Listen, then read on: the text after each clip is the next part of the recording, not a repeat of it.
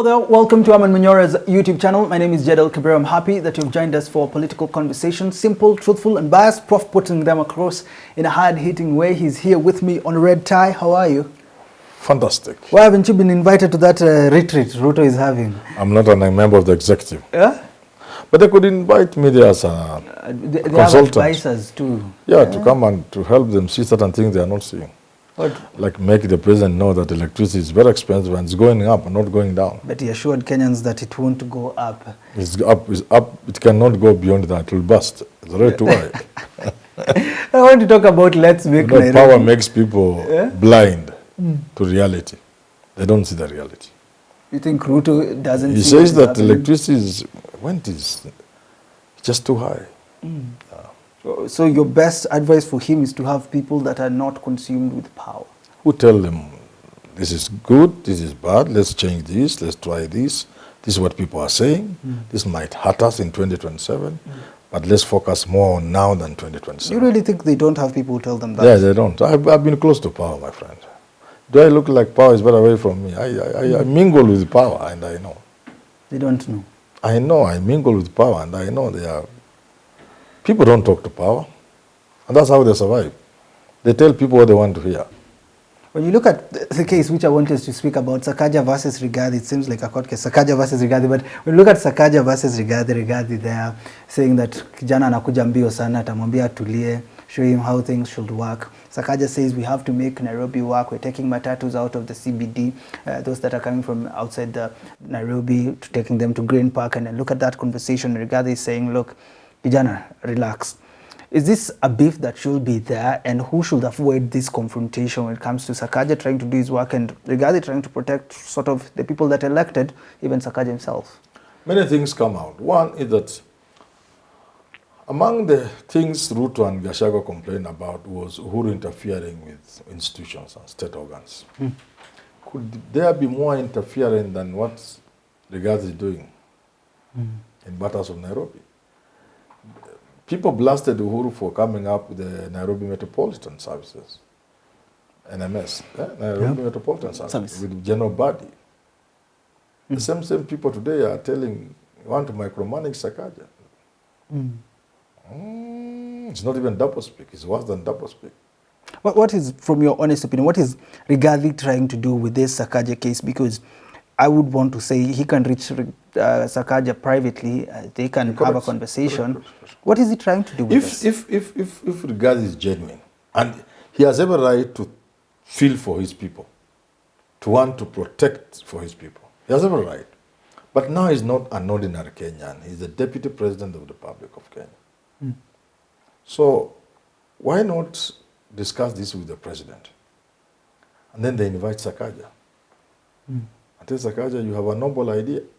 Your objectives are right, but the way you are approaching it, these are our people. These are people who gave us power. This is the hustler battalion you are injuring. So let's go it in another way. You'll see reach where you are going, but using a different style. And we propose this. So when you see him doing it like he's just another Kenyan, is he overconsumed by tribalism? Huh? Does he have intellectual challenges? You can't say that, really. No. So if he's not overconsumed with tribalism, and he doesn't have is not intellectually challenged, it means he's playing populist. You bring that word again. Yeah, it's populist. Yeah, he wants to inherit the Kikuyu, the Gema kingship from Uhuru Kenyatta. And therefore, that's the only way you can explain it, unless he's daft or such a serious tribalist. I doubt that Gachagua is a daft man or that he's such a serious tribalist. No, he's trying to grab the Kikuyu leadership. From what you're saying, so if I speak because you can achieve that thing quietly in State House over a cup of tea during breakfast. William Ruto, Sakaja, and you say, now we're kijana. These are the people who gave us power. We can't hit them like that. Backhanded compliment, we can't do that, as they say, the cliche. So one sees populism driving what Gachagua is doing. before we get to inheriting the gamer community, you say that they can have a conversation, and there are people who would say executives stay away from matters to do with Nairobi, and you're saying, look, they can have this conversation for the sake of politics. Those people that see black and white, can it work that way? No. There is no way you can keep the executive out of Nairobi. Nairobi is Kenya, and Kenya is Nairobi. Which other, after Nairobi, what Kenya is remaining? There's no other Kenya remaining. Nairobi is Kenya. There's no way the president can be. So I found people being either malicious or cheap or both when they were attacking Uhuru for bringing them NMS. The president can't keep up matters of Nairobi. And that's why I've always said Nairobi cannot be run like another county, just like another county. Kilifi County. Unaweka Kilifi hapo, unaweka Nairobi hapo. Unaweka Bungoma County hapo, unaweka Nairobi. It's not possible. Nairobi should have special status, like so it happens elsewhere. Are you now telling Sakaja that he should be ready to open criticism or even direct conversations with the executive on matters to do with... But Sakaja is enjoying it. It is building him. Enjoying all this... because now nobody can beat Sakaja in 2027. It's finished. How so? In a stroke like that, in the Gachagua blunder, Sakaja is just smiling now. People are willing to protect him, support him, to fight for him. He's being embraced by the entire Azimio. Even as we're talking about 2027 presidential election, we're saying in gubernatorial Nairobi, yes, Sakaja is likely to come back. Oh, now he has no competitor. It's gone. Because... Gachagua has just handed it to Sakaja. Yeah. Tell me though, when you look at Sakaja being a smart guy, he's going to populate this government with Luyas and Luos all over, left, right. Yeah. All favors you'll give them. But he said Nairobi ni ya kila mtu. Yeah, he said, and he'll do that Azimio, and give a few for this because Sakaja is a very ambitious man and he has never hidden it. He wants bigger things than governor. But when you see Rigathi speaking of the Kikuyu community that have invested in Nairobi with their matatus, and Sakaja trying to remove them out, does this mean it's going to be difficult for Sakaja to operate as a governor, as we saw with Governor Mike Sonko in his first couple of days, trying to bring a little bit of sanity, but then nothing happened? It is not true that the Kikuyus have the control of Nairobi, either by population or by votes. Surely not true. How about by their businesses? Demographically, they are not. How about by their businesses? Their business does not spill into City Hall. Yeah, it doesn't spill into City Hall. Neither is it true that the Kikuyus voted for Sakaja. The truth is, Azimio people defied Raila. I'm on record saying Rigathi was going to win because Raila is telling the people. He told them, but they ignored him. And they voted for Sakaja. If they had not ignored what Raila said, there's no way Sakaja was going to win. Rigathi was going to win. The votes Rigathi won, and somebody can confirm by looking at the polling stations. Those are places where the Kikuyus are in majority. Okay. So when you say he doesn't have the number, and there's the Senator Wahome Wamatinga who says that they want to impeach, if Sakaja continues the way he's behaving, they will impeach him. It is Sakaja who should have been impeached by Azimio. And that's why it's tactful of Sakaja to embrace them. And that's why Azimio is supporting Sakaja now. And that's why he can give a job to a young person from Raila's camp. Yeah. And then people are attacking. That makes him, they make people endeared to him. They make people like him. Because sasa ameandika mtu ya Raila na anapigwa vita juu ya hiyo. So Sakaja is a smiling man now. This thing is helping him so much. But they cannot impeach that much. They don't have the numbers. How about Rigathi Gachagua? Because Bumula MP says Rigathi Gachagua is behaving unpresidential, un-deputy presidential, if there is a word, and therefore he needs to tame himself or he will take a motion to parliament to impeach him. Can Rigathi too face what we saw with Governor Kawira? It's very difficult to impeach Rigathi Gachagua. Because Ruto will come out so unpopular. He could be injured. It's not a game Ruto is about to try. So nobody can impeach Gachagua. It's very difficult. It will be too tough for Ruto. So it's going to, not for Rigathi, but for Ruto. For Ruto. So Ruto has to make sure that Rigathi doesn't... Because if you touch Rigathi, then all the Kikuyus will need to do is to Shikana and Raila. And the Ruto goes. It'll be easier to remove Ruto than Rigathi Gachagua. Yeah.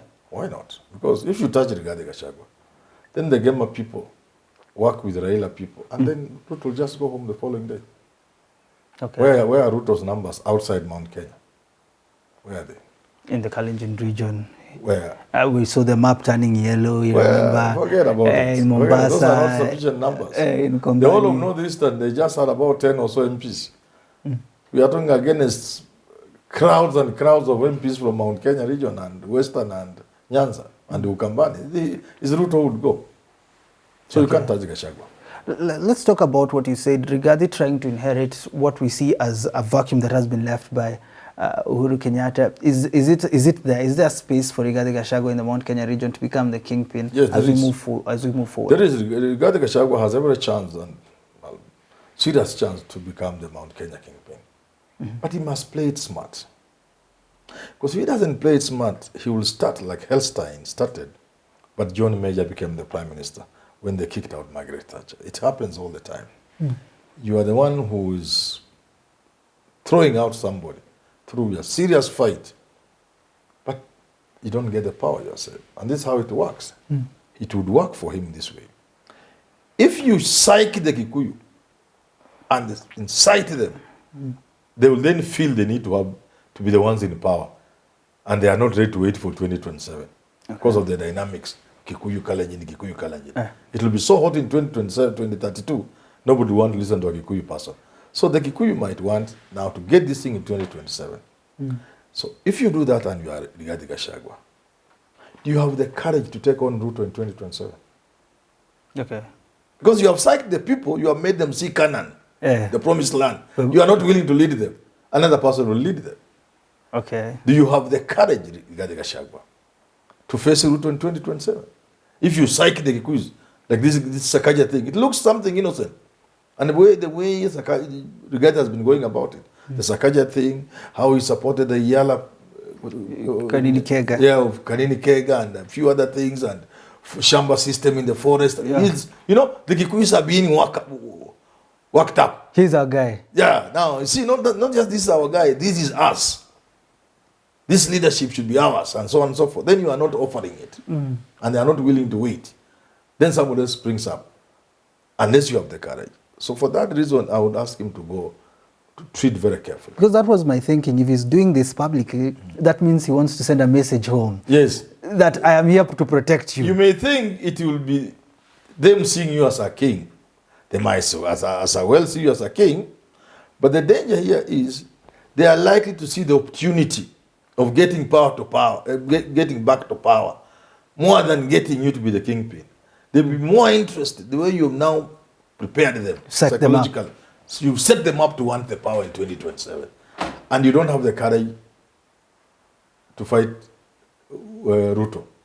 You want to remain his deputy. Then somebody else.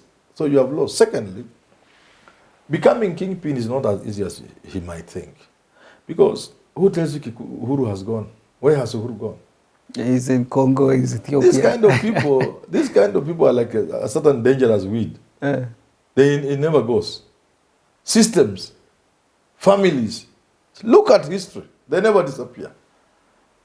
So when we look at... they never disappear. When we're seeing Uhuru not around... You think he's not around, but he's there. And then we can talk about 2022 if we can. In fact, they can be very happy. Uhuru can be very happy for the Kikuyu to stay out of power for 10 years. That way, when they are thirsty for power, his son can take over. Yeah. Not Gachagua, his son. This is how these systems work. This is how these families work.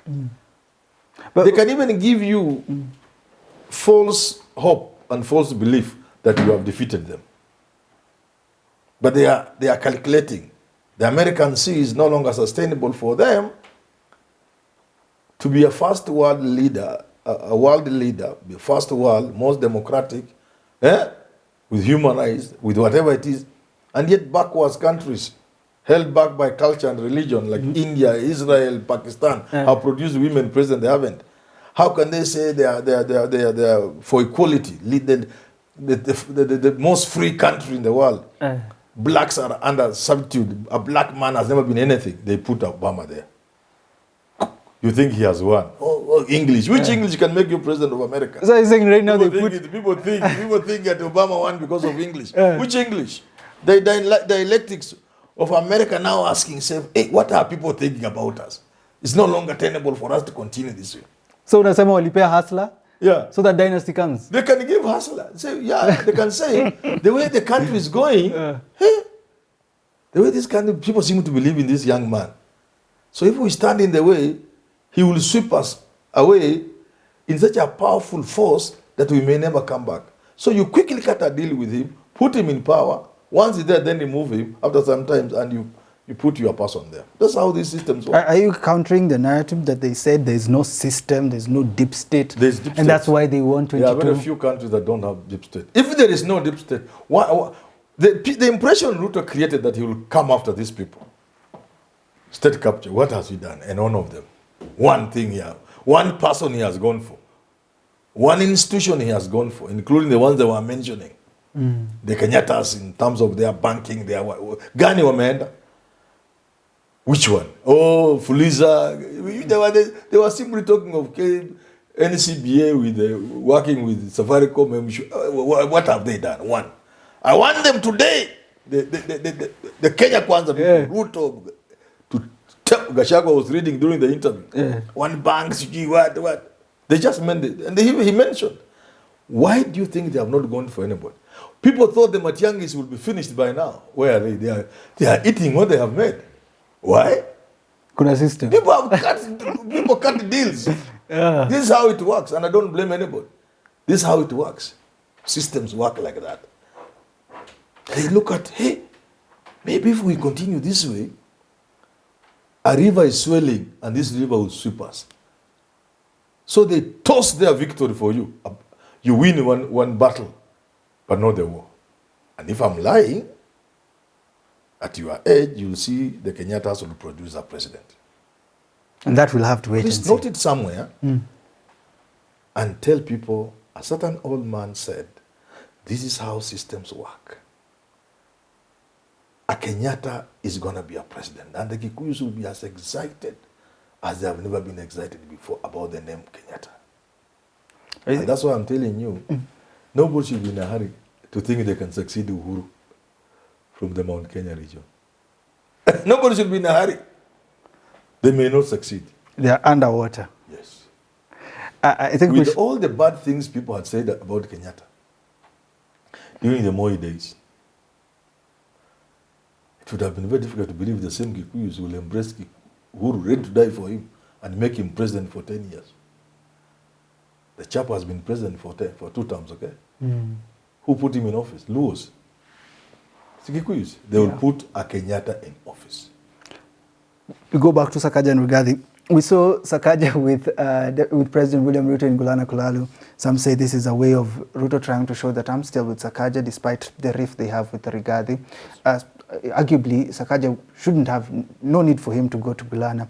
Is this a political move by Ruto to show that even despite what is happening with Rigathi, I'm still with Sakaja? And what does this mean? He could be trying to find a way of talking to Sakaja and talking to Gachagua, then finally cooling things. You also need public perception that things are not as bad as people are putting. Okay. You see? Because already there's some very bad blood between the Kikuyus and the Luyas over nothing. Okay? So Ruto could be a master, just trying to ease the tension. But he could also be sending a message to Gachagua. Yeah, it's possible. Look, I have options. I don't need you as you think I have options. I have options. You say no one is indispensable. And that's what you say. And because there are many people who don't see Kikuyu support for the coming for Ruto in 2027.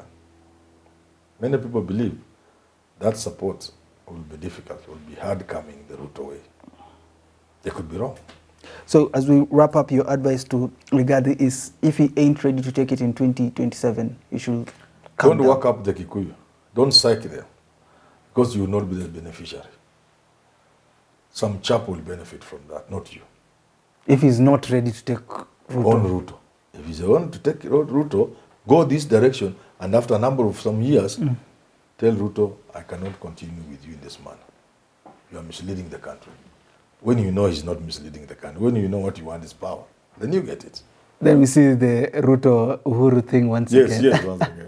That's politics. And that's politics. Yeah. Until we do talk again, have yourself a lovely rest of your day. Do hope this week goes well for you. Richard Mwenje will be coming with Business Glide. Samuel Rungu with the Question Okinyi will be coming with Candid Talk. I met guys in Dunga Hill Camp where people watch sunset, wonderful sunset, on the beaches of on the shores of Lake Victoria.